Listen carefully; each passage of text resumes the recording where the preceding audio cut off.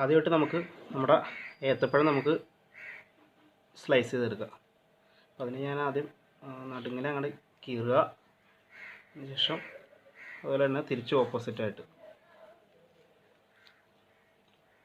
നമുക്കിത് കട്ട് ചെയ്തെടുക്കാം ചെറിയ സ്ലൈസായിട്ട്. അധികം ചെറിയ സ്ലൈസ് ആക്കണ്ട, അത്യാവശ്യം ഒരു മീഡിയം സൈസിൽ.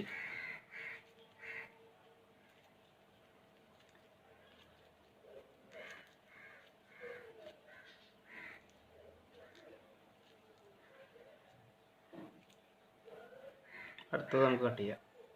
അതുപോലെ തന്നെ ആദ്യം നടുങ്ങനെ കീറിയിട്ട് അതായിട്ട് തിരിച്ച് ഇത്രേ ഉള്ളൂ.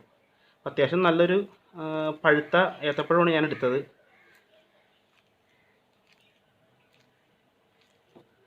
ഇത് നോമ്പ് തുറ വിഭവമായത് കാരണം വൈകുന്നേരങ്ങളിൽ ഒരു 4 മണിയോടുകൂടി ഉണ്ടായിക്കഴിഞ്ഞാലാണ് അതിൻ്റെ ആ ഒരു ടേസ്റ്റ്. കാരണം ആ ഒരു ചെറിയൊരു ചൂടോടുകൂടി കഴിച്ചാലാണ് ആ ഒരു രുചി ഉണ്ടാവുള്ളൂ.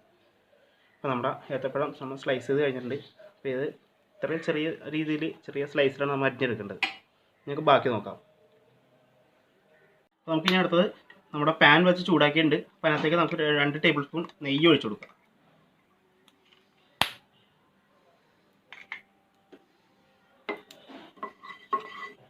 ആ നെയ്യൊന്ന് ചൂടായി വരുമ്പോഴത്തേക്ക് നമ്മുടെ കാഷ്നട്ട്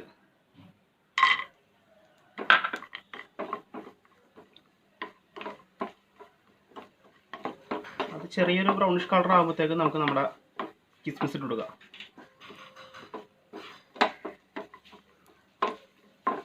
നമ്മുടെ കിസ്മിസ്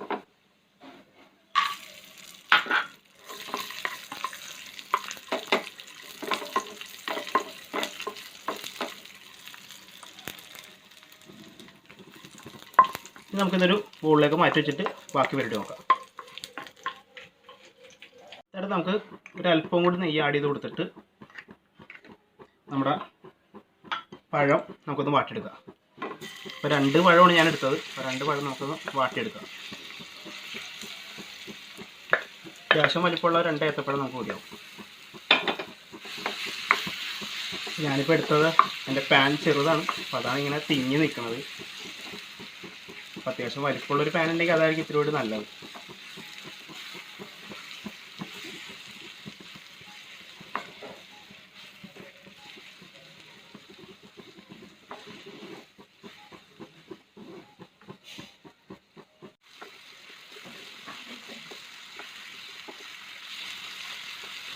അപ്പോൾ നമ്മുടെ പഴം ഏകദേശം റെഡി ആയിട്ടുണ്ട്.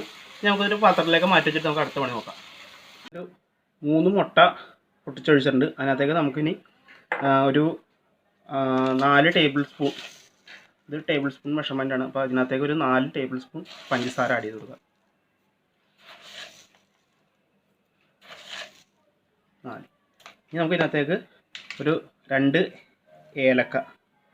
ഏലക്ക പൊടി ഉണ്ടെങ്കിൽ അതായിരിക്കും നല്ലത്. എൻ്റെ കയ്യിൽ പൊടി ഇല്ലാത്തതുകൊണ്ട് ഞാൻ 2 ഏലക്ക അത് നമുക്കൊന്ന് കീറി ഇട്ട് കൊടുക്കുക ചെറുതാക്കി.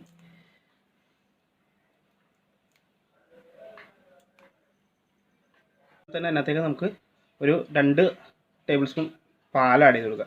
അപ്പോൾ പാലില്ലാന്നുണ്ടെങ്കിൽ അതിനകത്തേക്ക് പാൽപ്പൊടി ചേർത്താലും മതി. അപ്പോൾ എൻ്റെ കയ്യിൽ പാലുള്ളതുകൊണ്ട് ഞാൻ പാലൊഴിച്ച്, പാൽപ്പൊടി ആയിരിക്കും ഇത്തിരി കൂടി ടേസ്റ്റ്. അതിനകത്തേക്ക് 2 ടേബിൾ സ്പൂൺ പാൽ. ഇനി നമുക്കിതൊന്ന് നന്നായിട്ട് മിക്സ് ചെയ്തെടുക്കുക. ഇത് ഒന്നില്ലെന്നുണ്ടെങ്കിൽ മിക്സിയിലോ, അല്ലാന്നുണ്ടെങ്കിൽ ഇപ്പോൾ എൻ്റെ ബീറ്റർ ഉള്ളതുകൊണ്ട് ഞാൻ ബീറ്ററിലാണ് ഞാൻ ചെയ്യണത്. അതല്ലാന്നുണ്ടെങ്കിൽ മിക്സിയിലിട്ട് അടിച്ചെടുത്താലും മതി. നല്ലപോലെ ഒന്ന് മിക്സ് ചെയ്തെടുക്കുക. നമ്മുടെ ഇതിനകത്തേക്ക് മധുരം ഒന്ന് ബാലൻസ് ചെയ്യാൻ വേണ്ടി നമുക്ക് അല്പം ഒരു ഉപ്പ് ആഡ് ചെയ്ത് കൊടുക്കുക. ഒന്നുകൂടി ഒന്ന് ബീറ്റ് ചെയ്തെടുക്കുക.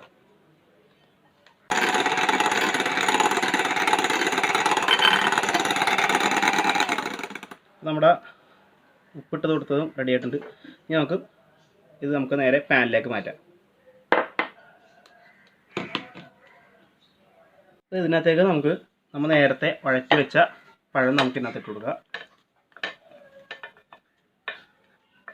അതിനുശേഷം നമ്മൾ നേരത്തെ ആദ്യമേ തന്നെ വറുത്തെടുത്ത കശുവണ്ടി മുന്തിരി അത് നമുക്ക് കുറച്ച് ആഡ് ചെയ്ത് കൊടുക്കുക. കാരണം നമുക്ക് ലാസ്റ്റ് ആവശ്യമുള്ളതാണ്, ഡെക്കറേഷൻ ചെയ്യാനുള്ളത്. ഇത്ര മതി. അതൊന്ന് നന്നായിട്ട് മിക്സ് ചെയ്ത് കൊടുക്കുക.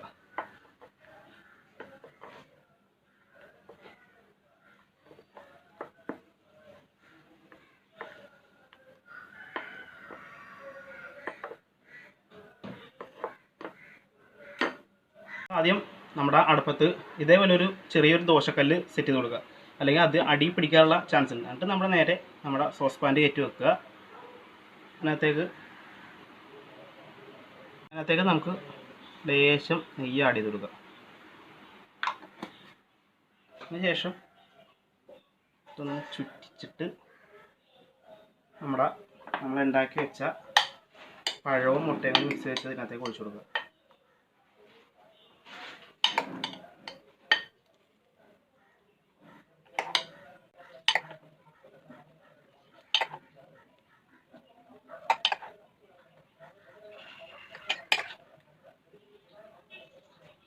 ഇതൊന്ന് മൂടി വെക്കാം. ഒരു 20-25 മിനിറ്റോളം നമുക്കിതൊന്ന് ഈ മീഡിയം ഫ്ലെയിമിലിട്ട് തന്നെ നമുക്കിതൊന്ന് കുക്ക് ചെയ്തെടുക്കാം. അതിനുശേഷം നമുക്ക് നോക്കാം. അപ്പോൾ നമ്മുടെ കായ്പോള റെഡി ആയിട്ടുണ്ട്. അപ്പം ഒരു 15 മിനിറ്റോളം നമ്മൾ വേവിച്ച്, 15 25 മിനിറ്റോളം നമ്മളിത് വെച്ചായിരുന്നു. നമുക്കൊന്ന് വെന്താന്ന് നോക്കാം. അപ്പോൾ നമ്മുടെ സ്റ്റിക്കിൽ മുട്ടയുടെ അംശങ്ങളൊന്നും ഇല്ലാത്തതുകൊണ്ട് അതിൻ്റെ അർത്ഥം നമ്മൾ വെന്തുന്നതാണ്.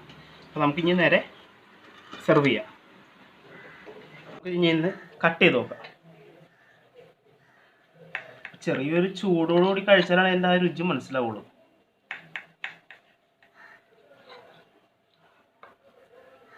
അപ്പോൾ നമ്മുടെ കായ്പോട ഉള്ളൊക്കെ നല്ലപോലെ വെന്തിട്ടുണ്ട്.